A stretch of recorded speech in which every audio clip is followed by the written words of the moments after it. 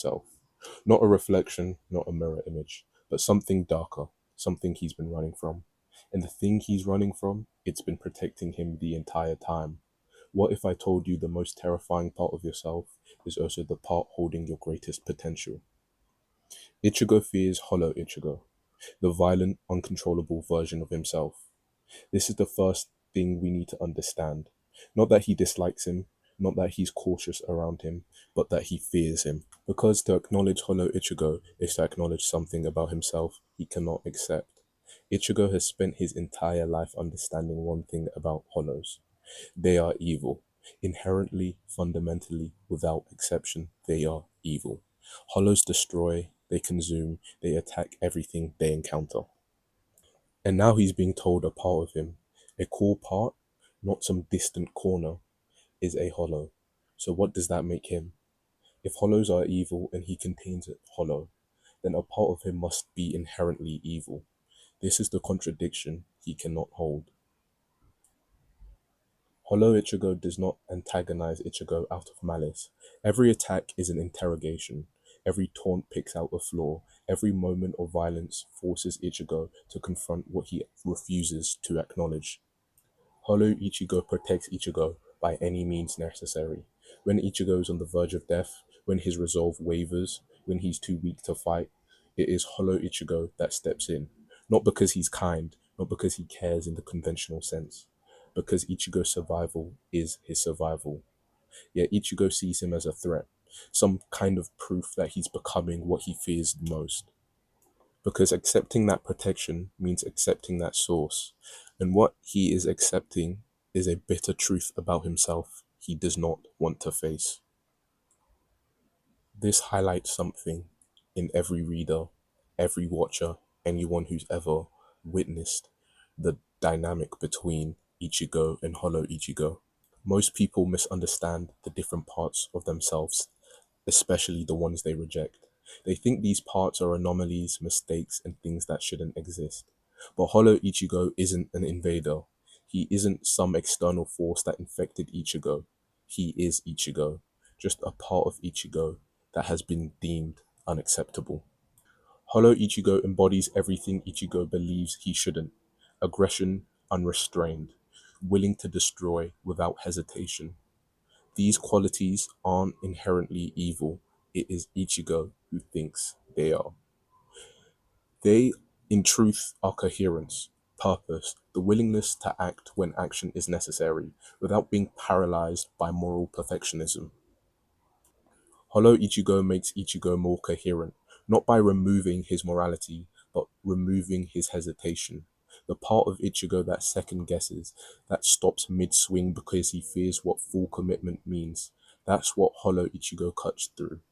Not to make Ichigo evil, but to make him whole. Psychologically, Hollow Ichigo is Ichigo's shadow, the unconscious part of himself that holds everything he refuses to acknowledge. This isn't unique to Ichigo, we all have it. The parts of ourselves we've been taught are wrong, the impulses we suppress, the desires we shame, the truths we cannot speak aloud. These parts don't disappear when we reject them. They accumulate, gain strength, and eventually they demand to be seen. Hollow Ichigo emerges when the unconscious can no longer be ignored. He isn't attacking Ichigo to destroy him, he's attacking Ichigo to wake him up, to force him to stop pretending, to stop performing morality while avoiding the messy reality of who he actually is. The unconscious doesn't take care about comfort, it cares about truth. And the truth is, Ichigo cannot access his full power until he stops rejecting a massive portion of himself. There's a turning point in Bleach. Ichigo stops running, stops resisting, and faces Hollow Ichigo, not as an enemy, but as a part of himself. And everything changes. Not because Hollow Ichigo becomes weaker, but because Ichigo becomes stronger. For the first time, his power is no longer split between who he thinks he should be and who he actually is. And here's the crucial part most people overlook. Every one of Ichigo's transcendent forms, the ones that should have been impossible, only exist because he integrated what he feared. The final Getsuga Tensho, the form he uses against Aizen, where he becomes the technique itself. It isn't just a power up, it's the result of a complete surrender to his inner contradictions. The calm and the destruction, the restraint and the willingness to sacrifice everything. None of that happens if he's still at war with himself. The same applies later when he manifests the Horn of Salvation.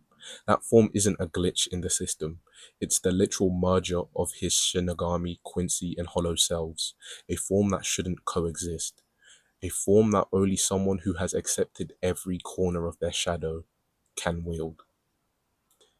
Ichigo's greatest strength isn't mere physicality. He defeats his enemies not because he gets stronger, but because he becomes more coherent in his self-identity. When you integrate what you've rejected, you don't lose anything. You stop wasting energy fighting yourself. All the power he spent suppressing Hollow Ichigo becomes available. All the fear he spent avoiding himself turns into clarity. All the contradictions turn into a single unbroken line of intent. This is why those impossible forms manifest, not as accidents, not as blessings. Here's the symbolic truth buried in Ichigo's story. The greatest potential we have is hidden in the parts of ourselves we refuse to see. Not because those parts are perfect, not because they're always right, but because they hold qualities we've been too afraid to claim. Assertiveness is labeled aggression, boundaries are labeled as cruelty, self-interest is labeled as selfishness. These aren't moral failings, they are distortions born from rejecting our authentic complexity. When we condemn parts of ourselves as inherently evil, we lose access to the full spectrum of who we actually are. We become fractured and we become incoherent, weak in the places we try to amputate. Integration doesn't mean acting on every impulse. It means acknowledging every impulse, seeing it and understanding it, deciding consciously how to respond, instead of reacting from fear or suppression. Hollow Ichigo does not need to be eliminated. He needed to be understood. When Ichigo finally did this, he didn't become a monster like he thought he would. He became powerful in a way that was impossible to be if he was at war with himself. The shadow will always interrogate you. It attacks not to destroy, but to clarify, to force yourself to ask, why do I believe this? Why am I afraid of this? What am I avoiding by rejecting this? Most people spend their lives running from all these questions. They perform morality, construct identities based on what they're supposed to be, rather than who they truly are.